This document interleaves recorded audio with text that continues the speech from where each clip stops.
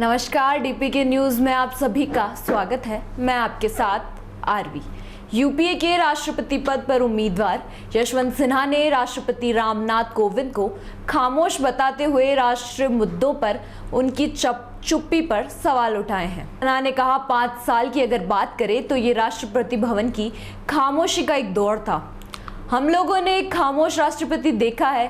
कई मुद्दों पर प्रधानमंत्री को भी बोलना चाहिए।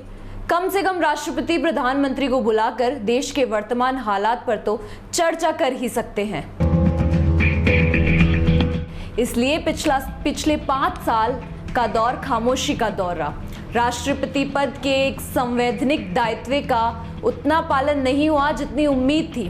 सिन्हा सोमवार को जयपुर में मीडिया से बातचीत कर रहे थे। सिन्हा ने कहा, हम केवल एक राजनीतिक दल से ही नहीं लड़ रहे हैं, हम एक सरकार की उन एजेंसियों से भी लड़ रहे हैं जो लोगों को परेशान करने के लिए इस्तेमाल की जा रही है।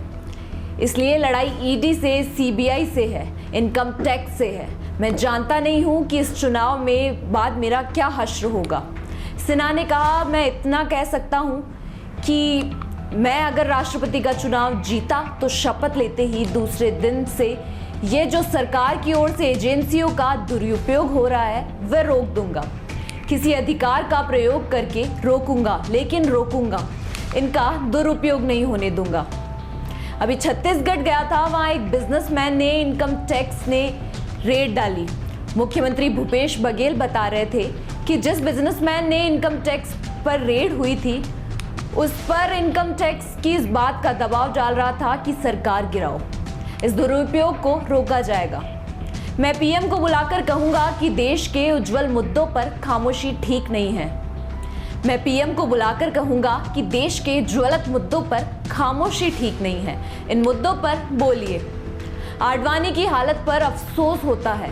लाल कृष्ण आडवाणी की अनदेखी के सवाल पर यशवंत सिन्हा ने कहा, आडवाणी की हालत देखकर मुझे अफसोस होता है। बेचारे बैठे हैं, ऐसे करके हाथ हिलाकर नमस्कार करते हैं। सामने से एक आदमी गुजर जाता है और उनकी तरफ देखता भी नहीं है। मेरी और आडवाणी की कोई तुलना नहीं हो सकती। आडवाणी टावरिंग लीडर है। मैं जिस बीजेपी में था वो बीजेपी मर चुकी है। बीजेपी में रहकर अब दल के सवाल पर यशवंत सिन्हा ने कहा, मैं जिस बीजेपी में था वो बीजेपी अब मर चुकी है। पहले बीजेपी में आपसी सहमति से काम होता था, वो दौर अब खत्म हो गया है।